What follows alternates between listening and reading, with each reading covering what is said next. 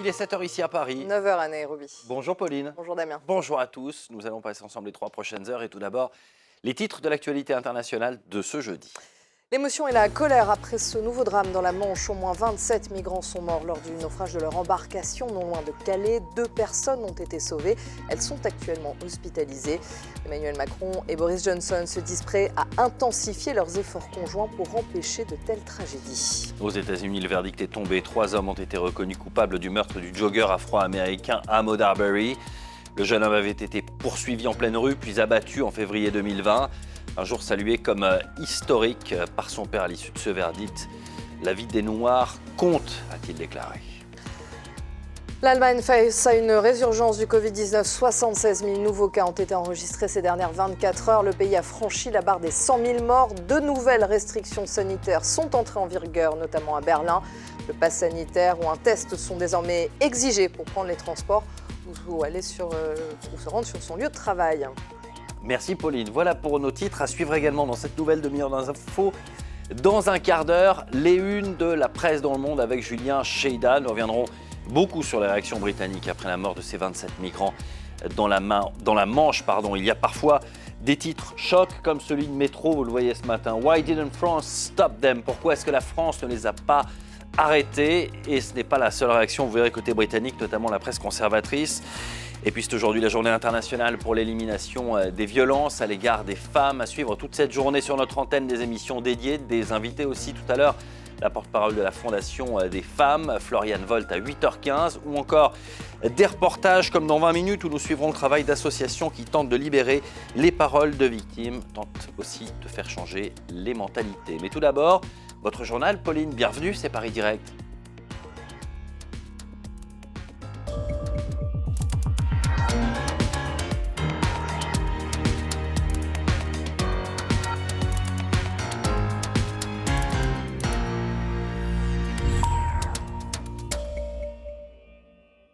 Ils voulaient rejoindre l'Angleterre en traversant la Manche, mais l'embarcation de fortune de ces migrants n'aura pas résisté. Au moins 27 d'entre eux sont décédés.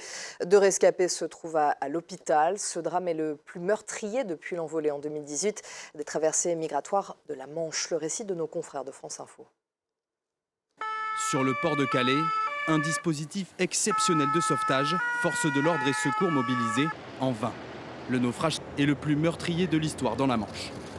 Aujourd'hui, c'est un drame humain auquel j'assiste et voilà, je pensais avoir vu beaucoup de choses en matière de difficultés migratoires et non.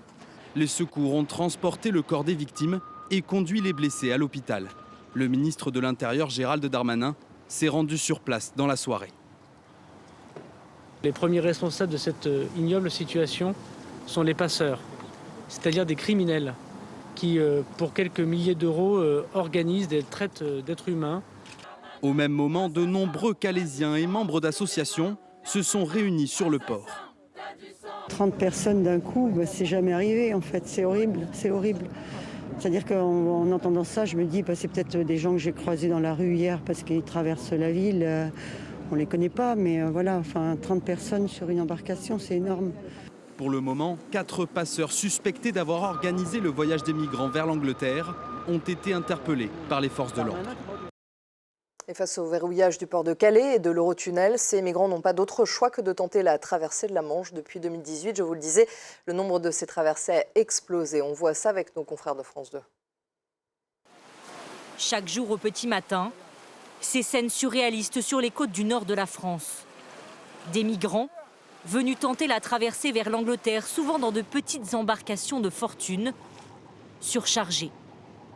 Depuis le début de l'année, ils sont 31 500 à avoir essayé de rejoindre les côtes anglaises, plus du double de l'année dernière. 7 800 migrants ont dû être secourus au total. Une situation aggravée par la crise sanitaire qui a réduit le trafic des camions, selon cet expert. Avant, beaucoup de ces personnes s'embarquaient clandestinement sur des camions, sur des containers, sur les bateaux. Et désormais, ils montent sur de petits bateaux en mer pour la traversée. Et c'est devenu l'itinéraire principal pour rejoindre le Royaume-Uni. De petites embarcations que les autorités peinent à arrêter. Jeu du chat et de la souris dans les dunes de la côte d'Opale où se cachent les migrants. Mais une fois en mer, les autorités françaises ne peuvent plus rien faire pour les stopper. Le risque de voir le bateau chavirer est trop élevé. Les interpellent, c'est sur dangereux. Donc on les accompagne, on sécurise l'embarcation. Parfois jusqu'au Royaume-Uni. C'est dû arriver, qu'on soit obligé d'aller jusque-là. En juillet dernier, le Royaume-Uni s'est engagé à verser 62,7 millions d'euros à la France pour renforcer les contrôles. Mais ce soir, Boris Johnson interpelle la France, qui selon lui doit se montrer plus ferme. Nous avons eu des difficultés à faire comprendre à certains de nos partenaires, notamment les Français, que nos mesures étaient nécessaires au vu de la situation. Aujourd'hui, je dis à nos partenaires de l'autre côté de la Manche, maintenant il faut qu'on aille plus loin dans les mesures. Cette semaine, le ministre de l'Intérieur a annoncé avoir acheté du nouveau matériel pour lutter contre l'immigration clandestine entre les deux pays. Aux États-Unis, les 3 hommes accusés d'avoir tué Ahmaud Arbery ont été reconnus coupables de son meurtre. Le jeune homme afro-américain était en train de faire son jogging quand il a été poursuivi par ces 3 personnes puis abattu. C'était en février 2020 dans l'État de Géorgie. Le président Joe Biden a salué le verdict, mais il a reconnu que beaucoup de travail restait à faire avant de parvenir à l'égalité. Ethan Hadji.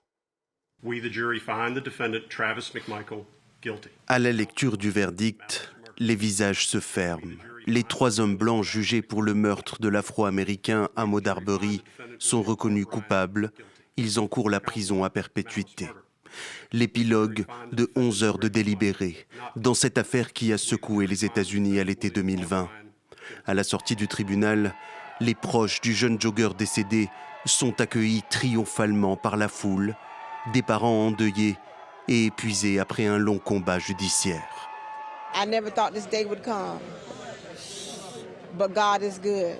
Yes, He is. And I just want to tell everybody thank you for those who marched, those who prayed, most of all the ones who prayed. This history today, letting you know that black kid life does matter. We don't want to see nobody go through this. I don't want to see no daddy watch a kid get left and shot down like that. Ahmaud Arbery a été abattu en février 2020. Après une altercation avec les 3 individus qui l'ont pris en chasse à bord de leur voiture. Ils ont par la suite assuré avoir pris le jogger pour un cambrioleur. La scène filmée avait suscité l'indignation et alimenté les grandes manifestations antiracistes de l'année dernière. Aujourd'hui, la colère reste vive. Activistes et anonymes sont descendus dans la rue après le verdict pour rendre hommage à Ahmaud Arbery. February to now, which was 20 months ago, y'all still here. I look up and I see y'all still here. And we thank y'all for being here. And I'm telling y'all, the fight doesn't end here. It's so much work to do. Les 3 accusés, quant à eux, n'en ont pas fini avec la justice. Ils sont également inculpés pour crimes racistes au niveau fédéral. Le jugement est attendu en février prochain. En Allemagne, le Covid-19 continue de faire des ravages. Le pays a dépassé les 100 000 morts en 24 heures. Il a enregistré un nouveau record de cas de contamination, près de 76 000. Un défi de taille attend le nouveau gouvernement qui s'apprête à rentrer en fonction. En attendant, et pour tenter d'éviter un nouveau confinement, de nouvelles restrictions sanitaires sont entrées en vigueur. On voit ça avec nos correspondants à Berlin, Anne Maillet, Nick Spicer et Raphaël Cominis. La pandémie n'a pas épargné cette PME berlinoise spécialisée dans la fabrication de jeux de cordage.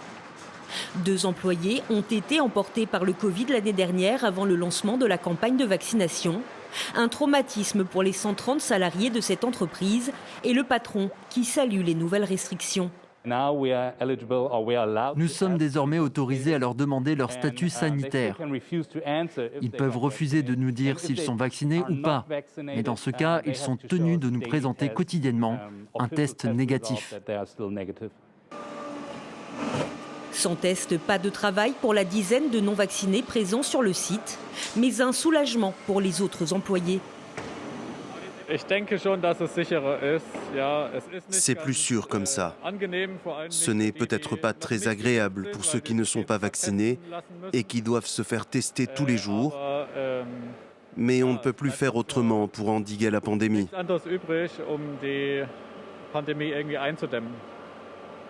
Vaccinés, guéris ou testés, le pass sanitaire est également exigé dans les transports en commun depuis mercredi.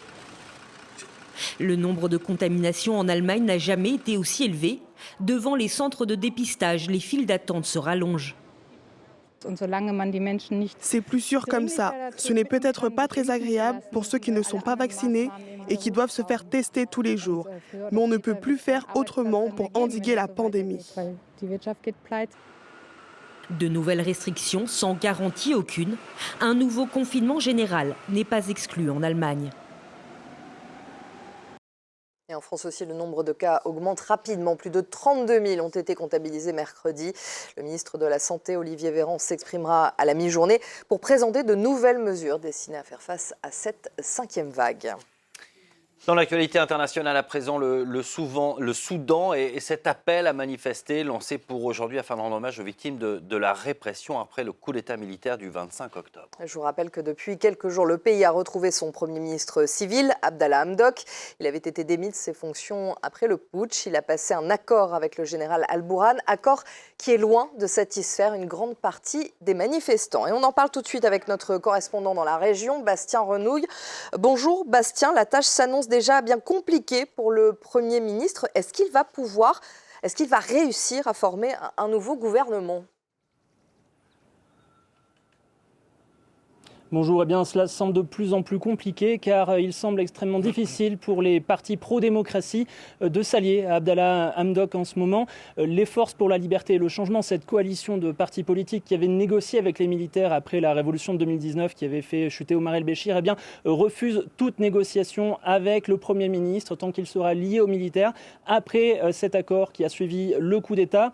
Même situation pour le parti Houma qui est un parti extrêmement important auquel appartient notamment la ministre des Affaires étrangères actuelle qui a quitté le gouvernement, tout comme 11 autres membres de ce gouvernement qui refusent de travailler en l'état actuel des choses avec Abdallah Hamdok. Et il considère que les militaires qui ont fait un coup d'État une fois pourraient très bien recommencer, qu'il va y avoir trop de pression de la part du général Bourhan sur Abdallah Hamdok et sur son gouvernement pour qu'il puisse travailler librement.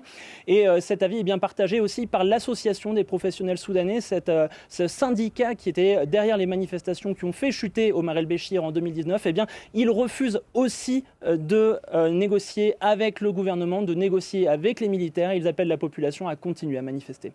Bastien, une nouvelle journée de manifestation donc attendue aujourd'hui, un nouvel appel, vous l'avez dit. À quoi peut-on s'attendre ? Il devrait y avoir beaucoup de monde dans les rues. C'est une marche du million, comme l'appellent les Soudanais. Par cela, ils veulent dire que c'est une marche qui va regrouper beaucoup de gens, que ce soit dans Khartoum, dans les villes voisines ou encore dans le reste du pays, comme au Darfour ou encore au nord du Soudan. Donc il devrait y avoir beaucoup de gens dans les rues de Khartoum, et ce pour deux raisons. Tout d'abord, pour rendre hommage aux martyrs de ce coup d'État. Au moins 41 personnes ont été tuées, et ça c'est pour Khartoum et ses environs seulement. On ne sait pas exactement ce qui s'est passé dans le reste du pays. Ils veulent assurer les familles de leur soutien, rendre hommage à ces victimes. Et ils veulent aussi dire non au coup d'État militaire. Pour eux, ce qui se passe en ce moment, c'est le prolongement de ce coup d'État. Ils refusent que le général Bourhan et l'armée restent impliqués dans la politique. Ils leur demandent de se mettre en retrait, de continuer à faire leur travail de soldats, d'assurer la sécurité des frontières, mais de se retirer de toute forme de négociation politique. Alors que va-t-il se passer aujourd'hui ? Va-t-il y avoir une répression ? C'est difficile à dire. Abdallah Hamdok a rencontré hier les chefs de la police. Il leur a demandé d'assurer la sécurité des manifestants. Selon lui, le droit de manifester, la liberté d'expression sont consacrés depuis la révolution de 2019. Il est invraisemblable pour lui de s'attaquer à des manifestants qui demandent la démocratie, qui demandent la justice et la paix. Mais voilà, au cours des dernières semaines, au cours du dernier mois, il y a eu une forte répression. Et il n'y avait pas que la police qui a effectué cette répression, il y avait aussi les forces de soutien rapide. C'est une force paramilitaire qui est liée à l'armée, qui est extrêmement violente, qui est extrêmement bien armée et qui a tiré à de nombreuses reprises sur des manifestants. Donc impossible de dire si aujourd'hui il y aura ou non une répression à Khartoum. Bastien Renouille depuis Nairobi pour France 24. Merci beaucoup Bastien. Il est 7h14 ici à Paris, l'heure de faire un point sur nos principaux titres. L'émotion et la colère après ce nouveau drame dans la Manche. Au moins 27 migrants sont morts lors du naufrage de leur embarcation non loin de Calais. 2 personnes ont été sauvées, elles sont actuellement hospitalisées. Emmanuel Macron et Boris Johnson se disent prêts à intensifier leurs efforts conjoints pour empêcher de telles tragédies. Aux États-Unis, le verdict est tombé. 3 hommes ont été reconnus coupables du meurtre du jogger afro-américain Ahmaud Arbery, le jeune homme avait été poursuivi puis abattu en février 2020. Un jour salué comme historique par son père, la vie des Noirs compte, a-t-il déclaré.